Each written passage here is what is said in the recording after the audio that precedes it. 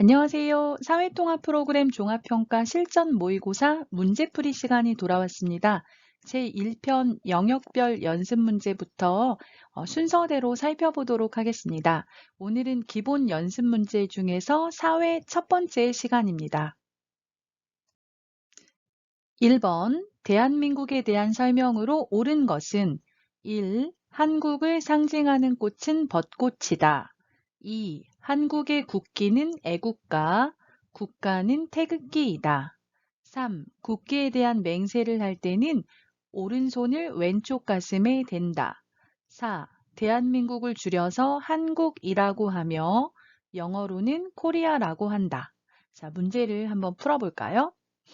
자, 1번은 한국을 상징하는 것에 대한 질문인데요. 여러분 1과 한국의 상징에서 내용을 살펴보시면 되겠습니다. 자, 대한민국에 대한 설명으로 옳은 것은 맞는 것을 찾아보면 되겠습니다. 자, 한국을 상징하는 꽃은 벚꽃이다. 아니죠. 한국을 상징하는 꽃은 뭐예요? 무궁화죠, 무궁화. 네, 한국을 상징하는 꽃은 무궁화이죠. 자, 2번. 한국의 국기는 애국가, 국가는 태극기이다. 자, 국기가 태극기이고 국가가 애국가죠. 두 개가 바뀌었네요. 자, 3번. 국기에 대한 맹세를 할 때는 오른손을 왼쪽 가슴에 댄다. 어때요? 이게 정답이죠. 네, 답은 3번입니다. 자, 4번. 대한민국을 줄여서 한국이라고 하며 영어로는 코리아라고 한다. 자, 여기서 틀린 부분은 코리아인데요. 그냥 코리아가 아니라 리퍼블릭 오브 코리아라고 합니다.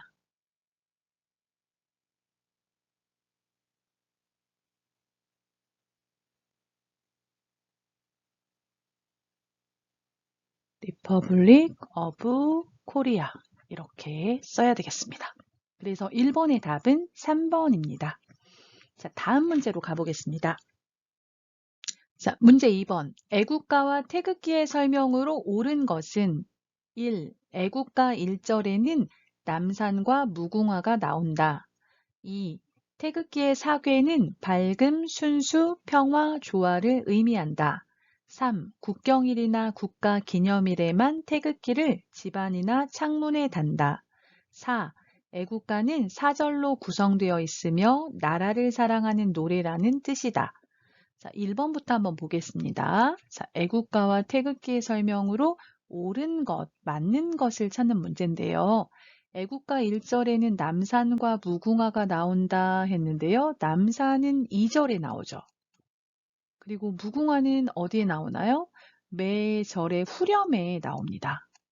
그럼 1절엔 뭐가 나오죠? 1절에는 동해물과 백두산에서 동해와 백두산이 나옵니다. 자, 2번. 태극기의 사괴는 밝음, 순수, 평화, 조화를 의미한다. 아니죠. 그 사괴는 까만색 선이 이제 모서리에 그려진 걸 말하는데요. 이 사괴는 하늘, 땅, 물, 불, 건곤감리라고 해서 하늘, 땅, 물, 불을 의미합니다. 자, 3번 국경일이나 국가기념일에만 태극기를 집안이나 창문에 단다. 자, 이 많이 나오면 여러분 좀 조심하셔야 돼요. 자, 태극기는 매일 달아도 괜찮습니다. 그런데 이제 국경일이나 국가기념일에 태극기를 집 대문이나 창문에 달죠. 그래서 집안 아니고 집 대문이나 창문에 달고 자, 국경일에만 이것도 틀렸다고 했습니다. 자, 그럼 4번 볼까요? 애국가는 4절로 구성되어 있으며, 그렇죠. 1절부터 4절까지 구성되어 있고, 애가 사랑하다, 국, 나라 해서 나라를 사랑하는 노래라는 뜻을 가지고 있죠. 답은 4번이 되겠네요.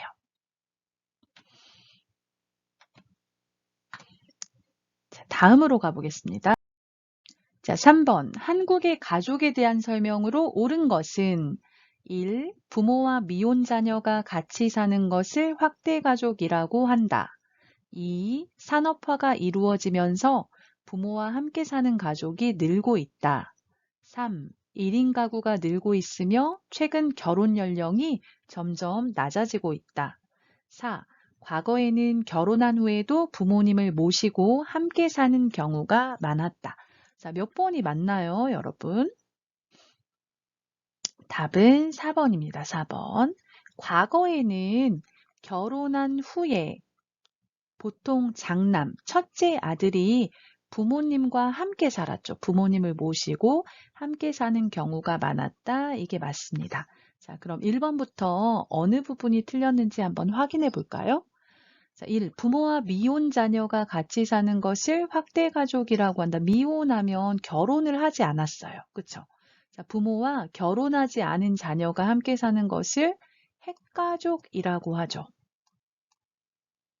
확대 가족은 조부모님, 부모님, 자녀 이렇게 3대가 사는 가족을 말합니다. 자, 이번 산업화가 이루어지면서 부모와 함께 사는 가족이 늘고 있다가 아니고 줄고 있다죠. 요즘에는 핵가족으로 사는 경우가 많고요. 자, 이제 산업화가 이루어지면서 직장을 찾아서 또는 학업을 위해서 도시로 이동하는 자녀들이 늘어나면서 부모와 따로 떨어져서 사는 가족이 늘고 있죠. 자, 3번 1인 가구가 늘고 있으며 이건 맞습니다. 최근 결혼 연령, 나이가 점점 낮아지고 있다. 이게 틀렸죠. 대학에 가서 공부도 하고 뭐 취업도 하고 자아실현도 하고 하면서 사람들의 결혼 연령이 점점 높아지고 있습니다. 그래서 옳은 것은 4번이 되겠습니다.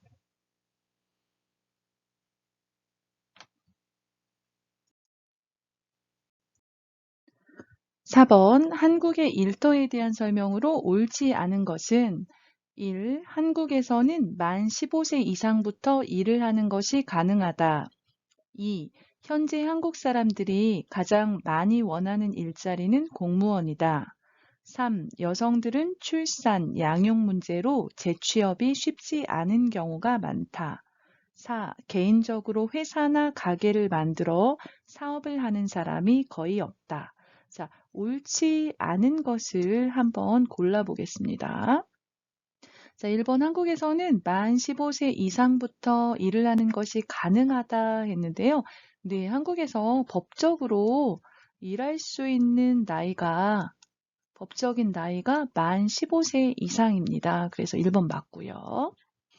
2번 현재 한국 사람들이 가장 많이 원하는 일자리는 공무원이다. 공무원이 안정적인 직업이기 때문에 한국 사람들이 많이 원하는 일자리입니다. 자, 세 번째, 여성들은 출산, 양육 문제로 출산, 아이를 낳아요. 양육, 아이를 키우고 돌보는 걸 말하는 거죠. 자, 출산과 양육 문제로 재취업, 재하면 다시라는 의미로 재취업하면 다시 취업하는 것이 쉽지 않은 경우가 많다. 이것도 맞습니다. 자, 4번 개인적으로 회사나 가게를 만들어 사업을 하는 사람이 거의 없다 말했는데요. 4번이 옳지 않은 답입니다. 자, 개인적으로 회사나 가게를 만들어서 하는 사업을 자영업이라고 하죠. 그래서 뭐 여러분 주변에 뭐 식당을 하신다든지 뭐 편의점이나 뭐 빵집이나 뭐 등등등 여러 가게들이 있어요. 그 가게들을 만들어서 내가 운영을 하는 걸 자영업이라고 합니다. 근데 여러분 한국에서 보시면 많은 자영업을 하시는 사람들을 볼 수가 있을 거예요. 그래서 한국은 다른 나라보다 자영업을 하는 사람이 많은 것으로 나타납니다. 그래서 개인적으로 회사나 가게를 만들어 사업을 하는 사람이 거의 없다. 이게 아니고 많다라고 보시면 되겠습니다. 그래서 4번에 옳지 않은 답은 4번입니다. 자, 5번 한글에 대한 설명으로 옳지 않은 것은 1. 1443년 세종대왕이 만들었다. 2. 한글을 만든 후 문맹이 많이 줄어들었다. 3. 자음은 하늘, 땅, 사람을 결합하여 만들었다. 4. 한글은 자음 14개와 모음 10개로 이루어져 있다. 자, 옳지 않은 것은 몇 번인가요? 네, 그렇습니다. 3번입니다. 자, 그러면 1번부터 살펴보겠습니다. 1번, 1443년 세종대왕이 한글을 만들었어요. 맞죠? 한글을 만든 후 문맹이라고 하면 문맹은 글자를 못 읽는 사람을 말합니다. 그래서 한글을 만든 후에 문맹이 많이 줄어들었다. 한글을 만들기 전에는 한자를 사용했는데요. 글자를 모르는 사람이 많았습니다. 자, 3번 자음은 하늘, 땅, 사람을 결합하여 만들었다 했는데 자음이 아니고 모음을 만들 때 하늘, 땅, 사람을 결합하여 만들었습니다. 자, 예전 사람들은 하늘을 동그랗다고 생각해서 이렇게 점으로 표시를 했고요. 그리고 땅은 평평하니까 의, 그리고 사람은 서 있는 모습을 이로 표시를 했습니다. 그래서 아를 만들 때는 이에다가 하늘을 더해서 이렇게 사용을 했었는데 이게 현대에 와서 지금의 아 모습으로 사용하게 된 것입니다. 자, 그러면 자음은 어떻게 만들었을까요? 자음은 사람의 발음기관을 본떠서 만들었다고 했습니다. 사람의 발음기관을 본떠서 만들었고요. 자, 그래서 3번이 틀렸습니다. 자, 4번 한글은 자음이 14개, 모음이 10개로 이루어져 있다. 맞죠? 그래서 답은 3번입니다. 자, 6번 보겠습니다. 의미와 명칭을 알맞게 연결하시오. 자, 1번 부부가 모두 일하는 것. 자, 부부가 모두 일하는 것 뭐죠? 회식, 맞벌이, 주 5일째, 시간 외 근무. 그렇죠. 맞벌이입니다. 맞벌이. 자, 2번 같은 직장 사람들의 저녁 식사 모임. 자, 같은 회사에 다니는 사람들이 저녁에 함께 식사를 해요. 이걸 뭐라고 하나요? 네, 맞습니다. A의 회식이 되겠습니다. 자, 3번 퇴근 시간 후에 밤늦게까지 일하는 것. 자, 퇴근할 시간이 지났어요. 밤늦게까지 일을 해요. 이걸 뭐라고 하나요? 네, 시간 외 근무라고 합니다. 또는 야근이라는 말도 사용하죠. 자, 4번 월요일부터 금요일까지 5일만 일하는 것. 한 주에 5일 동안 일합니다. 이걸 뭐라고 하나요? 네, 맞습니다. C의 주 5일제 또는 주 5일 근무제라고 하죠. 자, 7번 보겠습니다. 대중교통 이용을 장려하는 제도에 대한 설명으로 옳지 않은 것은 1. 환승 할인 제도 2. 버스 전용 차로제 3. 버스 도착 알림 서비스 4. 자전거 무인 대여 시스템. 자, 정답은 몇 번인가요? 자, 옳지 않은 것이라고 했습니다. 자, 정답은 4번이죠. 자전거 무인 대여 시스템은 주민들의 편의를 도모하고 교통체증이나 대기오염 문제를 해결하기 위해서 이제 각 지방자치단체에서 만든 시스템입니다. 그래서 이것은 교통체증이나 길이 많이 막혀요. 그쵸? 교통체증이나 또는 그 대중교통에서 나오는 배기가스로 인한 대기오염 문제가 있잖아요. 그래서 대기오염 문제 같은 것들을 해결하기 위해서 만든 것입니다. 자, 그럼 1번부터 한번 보겠습니다. 환승 할인 제도는 이제 버스나 지하철을 갈아탈 때 요금을 할인해 주는 거죠. 그래서 환승, 갈아탈 때 할인해 주는 제도를 환승 할인 제도라고 해서 대중교통을 이용하세요 장려하는 거죠. 자, 버스 전용 차로제는 그 승용차가 다니지 못하도록 버스만 다닐 수 있는 도로를 만들어서 버스를 이용할 경우에 목적지까지 더 빨리 갈 수 있도록 해주는 제도입니다.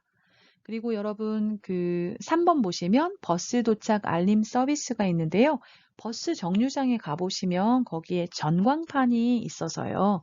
전광판을 통해서 버스가 몇 분 후에 도착하는지 알 수 있고 그리고 버스 안에 사람이 얼마나 있는지 혼잡 정도를 알 수 있도록 표시해주고 있습니다. 그래서 예전보다 이게 없었을 때보다 지금 이제 설치가 된 이후에는 내가 타려는 버스가 몇 분 후에 도착하고 또 사람이 얼마나 많은지 알 수 있어서 훨씬 버스를 이용하기가 편리해진 것 같습니다. 그래서 7번에 대중교통 이용을 장려하는 제도에 대한 설명으로 옳지 않은 것은 4번 자전거 무인 대여 시스템입니다. 자, 8번 오늘날의 인구 분포에 대한 설명으로 옳은 것은 1. 농촌 지역의 인구가 많다. 2. 도시 지역의 인구가 적다. 3. 지역에 따른 인구 차이가 없어졌다. 4. 서울을 중심으로 수도권에 집중되어 있다. 자, 옳은 것을 한번 골라봅시다. 자, 1번 농촌 지역의 인구가 많다. 그렇지 않죠. 농촌 지역의 인구가 적고요. 2번 도시 지역의 인구가 적다. 아니죠. 도시 지역의 인구가 많죠. 자, 3번 지역에 따른 인구 차이가 없어졌다. 이것도 옳지 않습니다. 자, 답은 4번이죠. 서울을 중심으로 수도권에 집중되어 있다. 자, 한국의 인구를 보시면 여러분 나중에 지리 부분에서도 확인하실 수가 있는데요. 서울의 인구가 2019년을 기준으로 해서 1,000만 명 정도가 서울에 거주하고 있다고 합니다. 1,000만 명이라고 하면 한국 전체 인구의 5분의 1 정도에 해당이 되니까 약 20%가 서울에 거주하고 있고요. 그리고 그 경기도도 수도권이잖아요. 경기도를 보시면 경기도에 1,300만 명 정도가 거주하고 있습니다.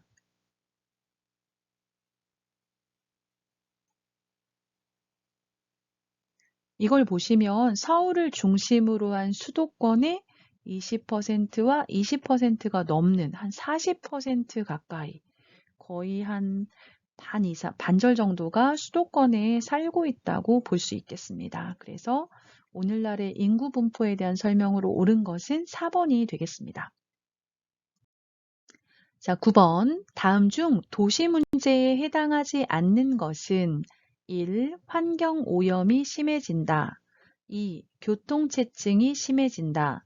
3. 도시의 노동력이 부족해진다. 4. 사람들이 살 집이 부족해진다. 자, 도시 문제라고 하면요. 크게 세 가지가 있습니다. 첫 번째는 교통 문제고요. 두 번째는 환경 문제.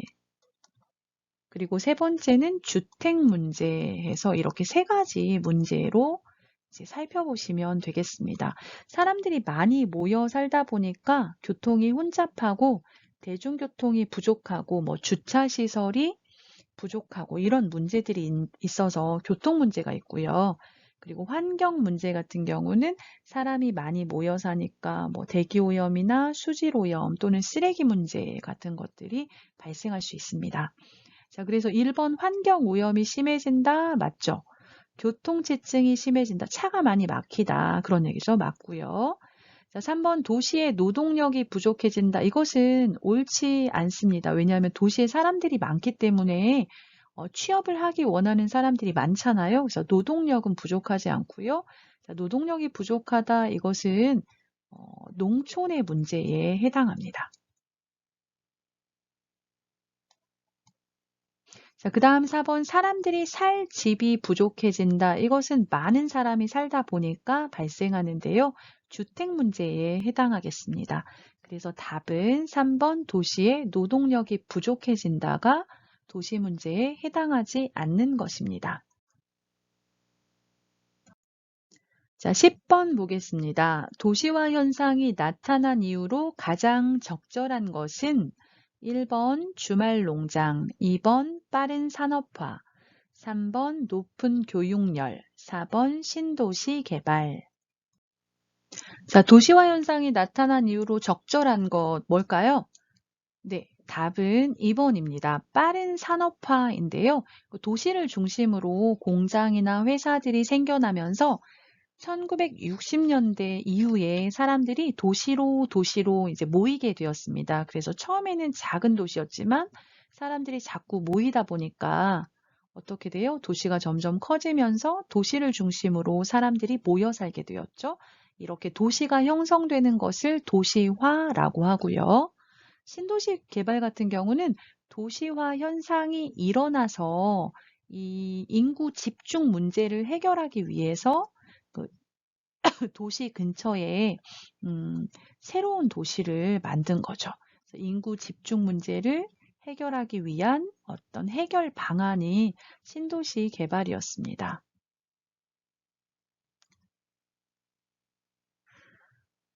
자, 그래서 10번의 답은 2번의 빠른 산업화가 되겠습니다. 자, 이렇게 실전 모의고사 첫 번째 문제풀이 시간을 가져보았습니다. 여러분 어떠셨는지 모르겠어요. 교재를 보면서 이제 영역별 연습 문제 기본 과정부터 해서 단원별로 하나씩 풀어보려고 계획하고 있는데요. 여러분이 문제풀이를 보시면서 아, 그렇구나. 그냥 이렇게 이해하고 넘어가게 되면 나중에 실제로 종합평가를 볼 때 더 많이 헷갈리게 되고 어떤 게 맞는지 그럴 수가 있습니다. 그래서 문제집을 구입하셔가지고 풀어보시고 그러니까 틀린 문제는 어떤 부분이 틀렸는지 이렇게 문제풀이 영상을 통해서 확인해 보시는 게 더 큰 도움이 되지 않을까 싶습니다. 자, 이 수업이 여러분에게 도움이 되었다면 좋아요와 구독 눌러주시고요. 또 다음에 제가 준비해서 문제를 올리도록 할 텐데요. 그때도 잘 들어주셨으면 좋겠습니다. 자, 지금까지 들어주셔서 감사합니다. 다음에 또 찾아뵙도록 하겠습니다.